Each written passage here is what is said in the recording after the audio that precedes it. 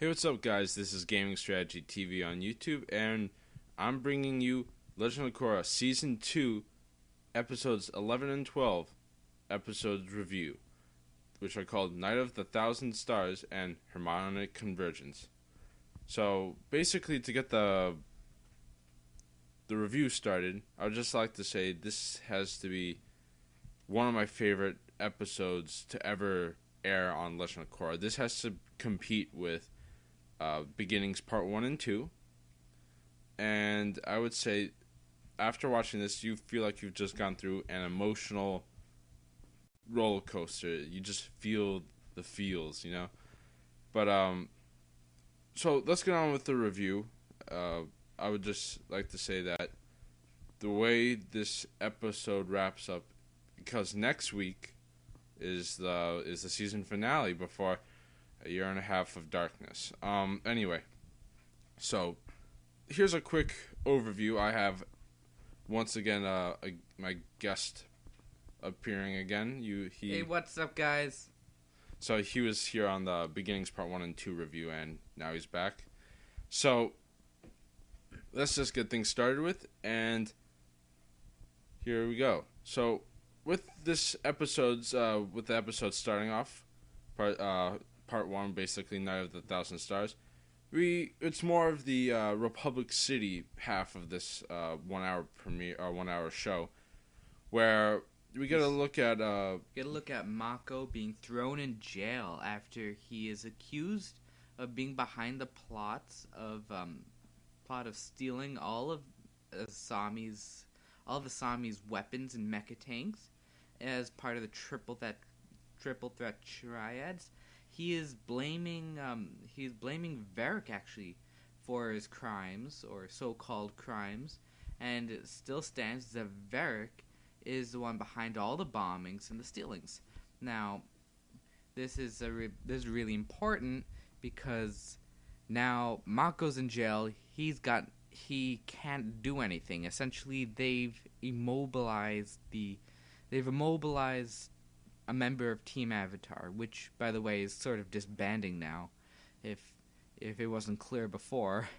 But in any spoiler alert, that might not happen anymore. But in any case, so essentially we're left with Bolin and Asami, and of course Naga and the what's his name, Pabu. Naga and Pabu. We're left with those two. And, those four, rather, to sort of intercept Varric's suspected plan and essentially save the day, because that's just what they do. So what happens is Bolin goes and talks with Mako, and chit-chat. Bolin cracks a few kind of, you're a criminal, I'm high class society, I'm gonna miss you at the show, blah blah blah. So fast forward, they're now at the show. It's the premiere of the final episode of the mover Nuktak of the South. So that's the final episode that they're airing in the famous pro bending stage that Amon blew up in the previous season. So we get a nice little look at that again. It's been repaired, we can say. Now, so as they're doing the mover, Bolin gets the hint from Mako, like, hey man, just, if Eric's behind this thing, just keep your eyes open, because something is going to happen. I'm just telling you, I have a suspicion. So, during the screenplay and, as the movie's going on, Bolin is not feeling himself. He's not feeling his happy self, and goes outside, and Asami follows him, and Asami's like, what's going on? He's like, I'm just, Team Avatar's gone. Korra's fighting or somewhere off in the South Pole or doing her thing. Mako's in jail, and I just feel like Team Avatar's ruined, because we're all disbanded. We're all doing something. We're not together anymore. So what happens is, Bolin's like, don't worry about it, I'll meet you back inside. And he spots this boat. and his boat was driven over by some of Varric's henchmen, as we find out later. They're waterbenders, and they're dressed in water tribes outfits. Southern Water Tribe, it's Northern Water Tribe outfits, and so they, so they take out the two slime bag detectives on the way. That I hate the sleaze. I call them the sleazies. So those two detectives are taken out. Bolin discovers them, and they say they're after the president. So Bolin rescues the president, and everything's good now. And then, as everyone's, coming out of the movie theater, what's that girl's name? The redhead? Ginger. She's like, "Oh, Bolin, you're my boyfriend now because you saved the president, because basically you're popular now. You're a real hero. Of course you're my boyfriend. You're so stupid, Bolin. Of course we were together." So anyway, Korra shows up and explains that, hey, Unalaq doesn't want to take over just the South. He wants to basically nuke the world with evil spirits, essentially. So she tries to gain the president's help in defeating the Northerners at the South.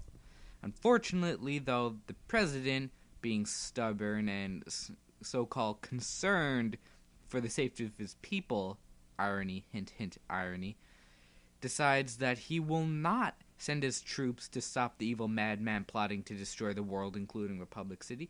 He'd rather sit there and protect them in Republic City while they are all stewed alive in evil spirit madness. So, essentially, he says no. Korra tries to convince him no. Bolin tries to enforce the, "hey, I just saved you, you kind of owe me something," tactic, and the president still says no. So they're left with this scenario. They've got no help. They're 7 people, around 7 people. They've got a girl whose spirit is trapped in the other side of the world, and is she's dying. So they got one down for the count already. Mm-hmm. So they're in trouble. So, also another thing I would like to point out is that when Korra lands, she goes and kisses Mako, and this is when things get complicated again. See, the triangle's back. Well, see, it's not much as a problem, because Korra's less of an asshole now because of the reworked personality. However, she gives Mako that nice smoochy kiss because she doesn't remember ever breaking up with Mako because of the insomnia. And you just see Asami just heartbroken. I feel so bad for this girl. You could see the evil burning in her eyes. If she were a firebender, if she were Azula, she would... I tell you right now, Azula would have zapped them both on the spot. Azula has zapped the Avatar once, so I'm sure if she were in Asami's place, she'd do it again. Without second thought. So, we have Bolin also in between when they're kissing, is like, oh, like his eyes are like, you gotta, like the googly eyes, like, you gotta be kidding me. It's like, Asami's looking at you, and Mako's like, oh shit, what's going on? Can't get off her lips because this is pretty good. Anyway, so that gets back into the game, and when I was watching it, and you were like, no, the return of the love triangle. No, it's happening again. God this damn time it. has come back with vengeance. Oh yeah, and I just evil, dark feel vengeance. bad for Asami. That poor girl is being crushed at every moment. So anyway, so Varric is locked up, and they go to meet him while he's in jail, right? And they're all trying to like grill Varric, and you see Varric is in like he has a pre-made jail cell that's like a palace, and he has Julie in there. It's like, why is Julie in there? Julie never goes anywhere without me. Or rather, I never go anywhere without Julie. And And it's like, hey guys, don't be so mad at me. I did stuff for you. Korra, what did he do for Korra? I forget. He That's a good question. Shoot, we already forgot. Anyway, he did all of them a favor. Like, he saved Asami's business. He got Bolin to the movers. He sent Mako to prison. And Mako, like, everyone was like, oh yeah, like, that was good. And then Mako's like, thanks for rubbing in, asshole. So anyway, Varrick is like, you know what? I got a battleship. It's like, wait, you got a battleship? Yeah, all the mecha tanks on them. You can take it. It's like, he owns the first battleship ever built. He names it after his assistant Julie, so it's Julie, and he compares them to in a very interesting phrase. They're both cold, heartless, and built for war. That's not something you would typically, say of your servant. And it's funny, as she's putting down the tea on a little table next to me, she's like, "There you go, sir." it's just the funniest thing. But so as they're flying, they get the battleship, and then they're trying to come up with a plan. And Tenzin's like becoming very rash because he really wants to save Jinora. I mean, by the way, yeah, we see that he takes Oogie to before all this, he takes Oogie along with Kaya, Bumi, Korra, and Jinora's dead body to Pema, and Pema's really broken over this because she sees her daughter without a spirit now. Essentially, she sees her dead daughter, and Tenzin is blaming everything on himself. He promises to get her back though, so Tenzin's on a mission. And he's gonna follow through with that. Well, so as they're coming up with this plan on the battleship, we find that Tenzin's like, we gotta smash through their defenses, and Kaya's like, Tenzin, I don't remember my little brother being, the person to smash things. And Bumi's like, when I was in this scenario, it was the most ridiculous scenario. It's like, and we got out of it with nothing but what was it like? He was surrounded by 7 pirates in the the hurricane seas or something like that, and he was able to capture them all with one feather, half a dozen eggs, and a barrel of molasses. And Tenzin's like, you see his eyebrows twitching. He's like, enough with your lies. We need real plans here. Because no one never takes poor Bumi seriously. But so they, first they arrive at the South Pole, and they meet Korra's mom, and Korra's mom tells basically Korra that, hey, your dad got beat up pretty badly by Unalaq and got captured. So there was a previous fight. There was a previous scene where you get Tonraq versus Unalaq. And Tonraq loses to Unalaq because Unalaq is a douche and he's got spirits and a whole army on his side. So they not only visit Korra's mom, they visit Katara, and they find out that the audience finds out that Jinora's been away. Her spirit's been away for a whole week. Most people would pretty much lose themselves at that point, but Kaya's been doing some water-bending healing to keep the energy flowing, and now Katara's going to be helping out with that as well. So they're up to the final point of trying to basically rush the southern portal, going in and close the portal. So at this point, we're at episode Harmonic the Convergence now. Mm-hmm. So they're trying to come up with plans, and Bumi's like, in this case, Intention just shuts him down again because he's like, enough with your lies, fool. But Korra admits that Bumi does have a point. Essentially, Bumi says that he had to get into this area, and he dropped in from above. And so essentially, that's the premise of the point. He adds, of course, his Bumi twist to it, but Korra does recognize that Bumi has has a good argument there, in that a surprise attack from above, basically. Mm-hmm. So a so-called surprise attack, because so Asami comes up with the idea that, okay, so Mako, Bolin, and myself will take the plane and distract them. You, Oogie, when I say you, I mean Katara, Oogie, No, Katara. Korra. Korra, my bad, Korra, Tenzin, Oogie, Kaya, and Boomy will all fly over and get inside the portal. And you see them flying, so they go with that plan, and you just see Naga and Naga and Pabu. And Pablo just googly eyes like, "Oh, you left us behind."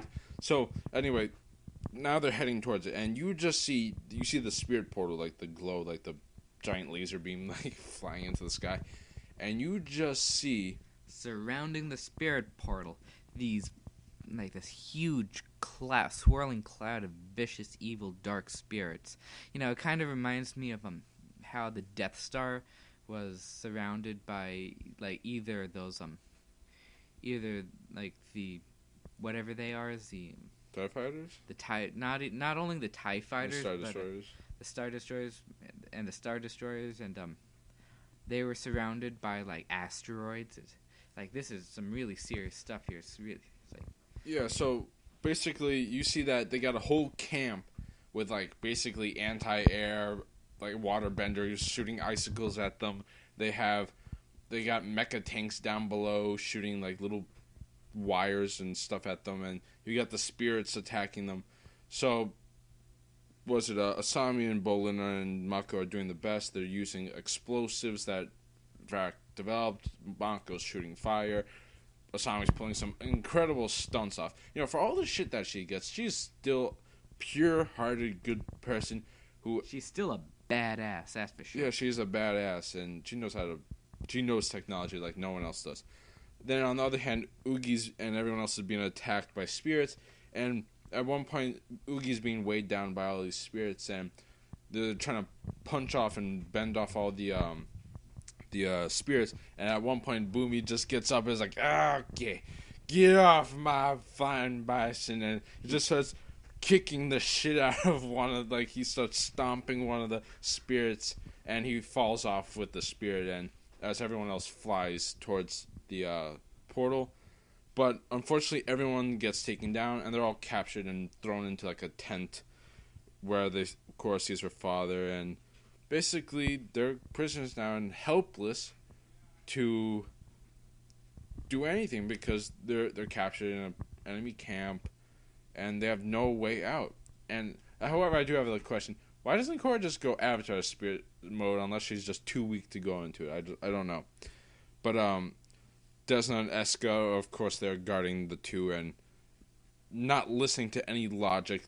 Listen, you gotta stop your dad. He's going to bond with Vatu and become the Dark Avatar. They don't get the point that means total annihilation for the human species and everything that comes with it. So you're thinking to yourself, well, how the hell do I get out of this? And everyone else is like, I guess this is it for the world. And then boom, he shows up.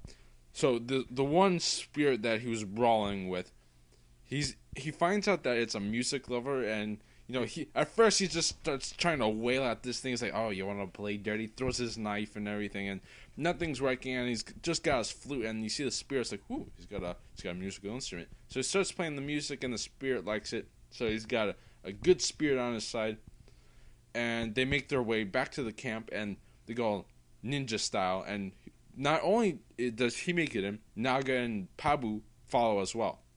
So Naga, Pabu, and Boomy are all ninja style go into this camp, and so he decides that he wants to he wants to sneak into the camp. He's got himself a strategy, so this is what he does. He hides behind a corner, waits for a Northern Water Tribe officer or a soldier to come by, tackles him down, steals the outfit, and then runs through the middle of the camp playing his flute, thinking that he's going to get a whole army of spirits on his side. Little does he know that he attracts the spirits, and they all attack him.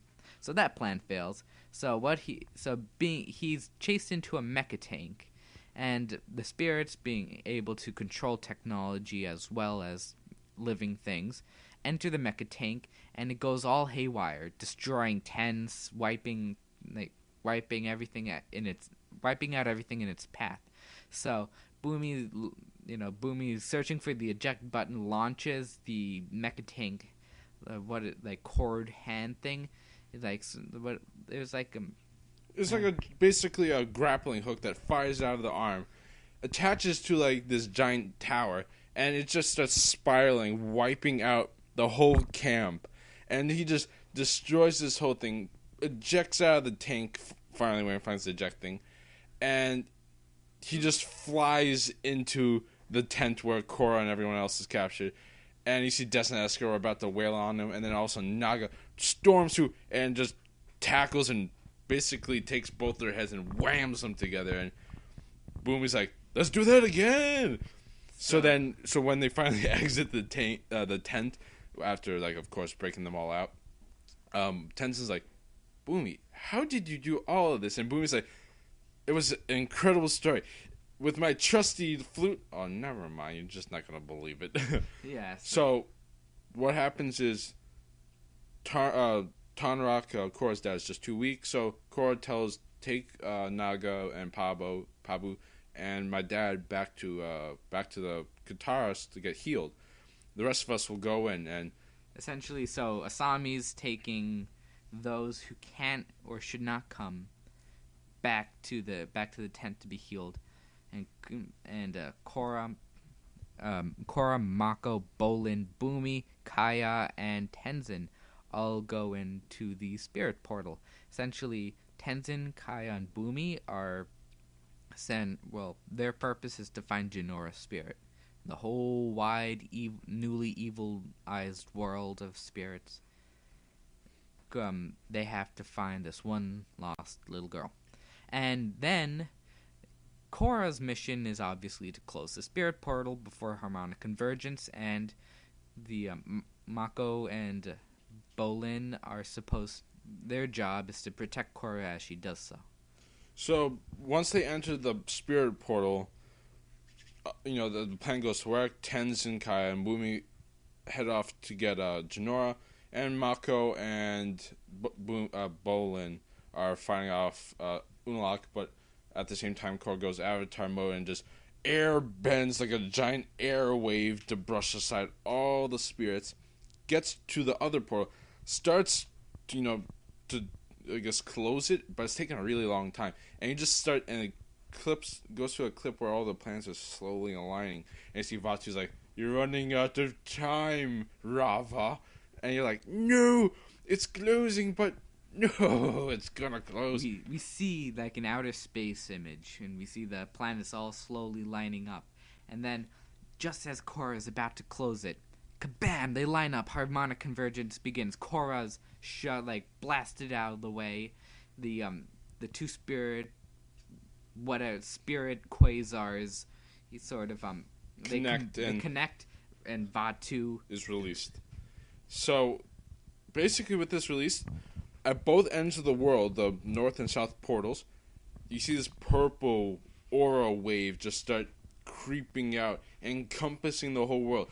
This is the first time you actually see the Avatar planet from outer space, so you kind of get to see what the world looks like.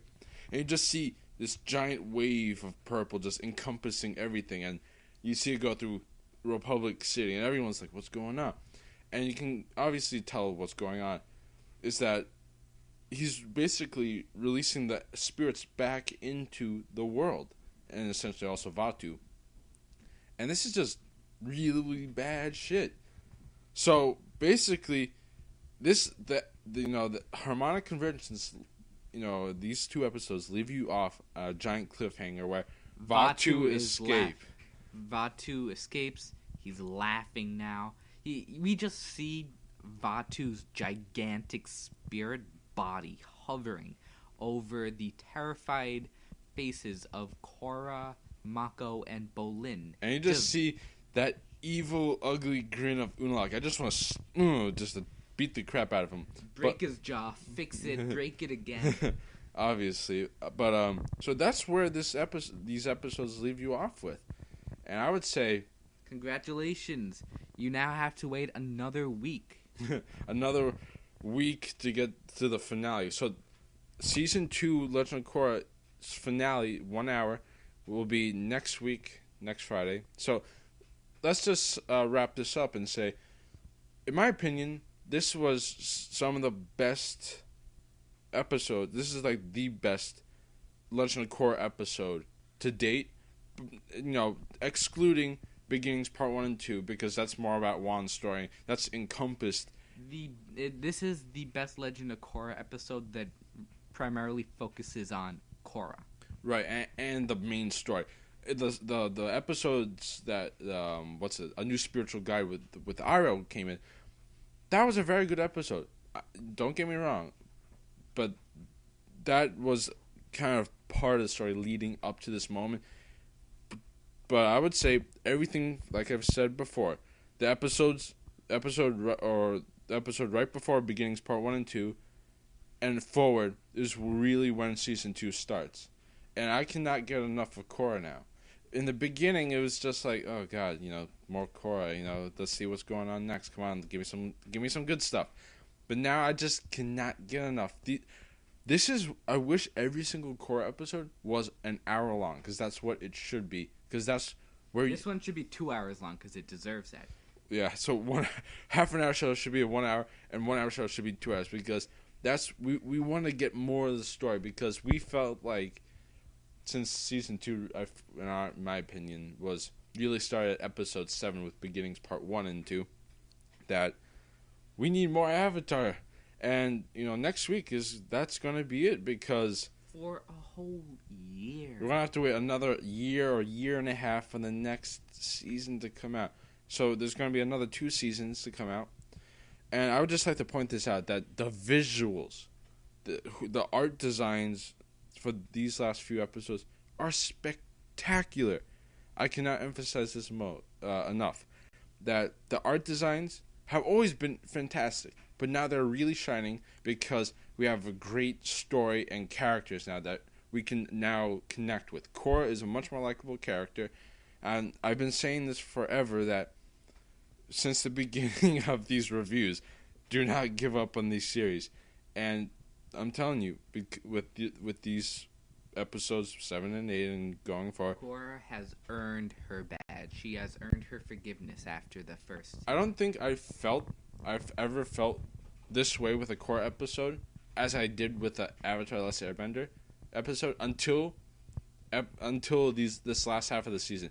Parts 7 and 8 and these 2 episodes and the Iroh episode. Those, 5 episodes, all feel like the original Avatar: The Last Airbender. Of course, they're not exactly the same, because you cannot replicate such artwork like before, but it's very close. And I would have to say, out of a scale of 10, I would give this a 9.5, just because the other half is because for nuances that I could disagree with, but I would just say like the love triangle being reinstituted and whatnot, but that is just such minor stuff now because everything else is so great now. Everything else is so huge. Who cares about the love triangle while the entire world's being encompassed in this purple dead world? How would you rate this episode? I would rate this episode somewhere between... Let's see, somewhere between no number and I. I? Imaginary number. Oh, obviously, because it's just so fantastic. I basically after this episode or episodes, this is the way I feel like after watching Game of Thrones. I don't know why I keep on referring to Game of Thrones and when referring to these episode the Avatar. Basically, Avatar and Legend of Korra and Avatar: The Last Airbender. It's like the kid-friendly version of Game of Thrones. All the stuff you don't want to show your kids, you get an Avatar: The Last Airbender and Korra. Are you kidding? Avatar well, don't get me wrong. I mean, Korra and Avatar: The Last Airbender do have its great things that are obviously different from Game of Thrones, obviously, but I felt empty and incomplete after this episode. Like I had nothing to do with my life now because it's just for a whole week. Whole week you gotta wait for that missing hole to be filled again. So a whole week my life is pointless. Yeah. So I would just like to say thank you guys so much for watching, and so this episode should come out believe tomorrow, which would be November 16th, because I just want to get some clips from the episode, because I've been doing this more frequently now, that at the end of my episodes or reviews, I have my favorite clips. And there's going to be, I think, quite a few of them. So I hope you guys enjoyed watching this video, and thanks for watching, guys, and be sure to check out my other videos on my channel. Please like and subscribe if you haven't already, and have a good day.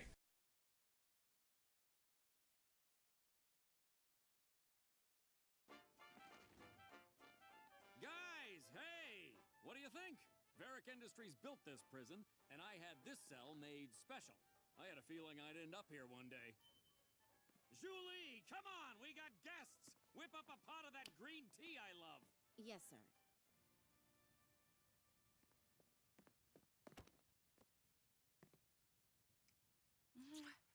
Mako, I missed you so much. Korra yet about how you guys broke up and then you kind of started dating Asami while she was off getting attacked by dark spirits? You want to keep it down? I'm waiting for the right moment. Oh, Mako. You know, a wise man once told me that delivering bad news to a girlfriend was like ripping off a blood-sucking leech. You just have to do it fast and get it over with. I hate it when you listen to me. Fine. Oh yeah, did I forget to tell you? Korra's back! Korra. Hey, I missed you too. So you're not still mad at me? Why would I be mad? We had that fight before you left, remember? No, not really. I got attacked by a dark spirit, and I lost my memory for a little while. Maybe it hasn't all come back yet. Was it a bad fight?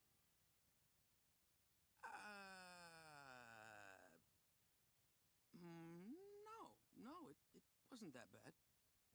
Unalaq will be waiting for you. You'll need all of your avatar power to stop him. I'm going to close the spirit portals, lock Vatu in for another 10,000 years, and make Unalaq wish he'd never been born!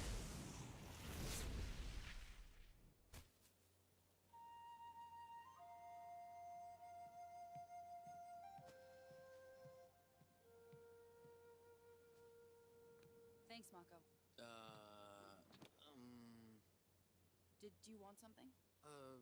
No, nothing. Julie's in prison with you?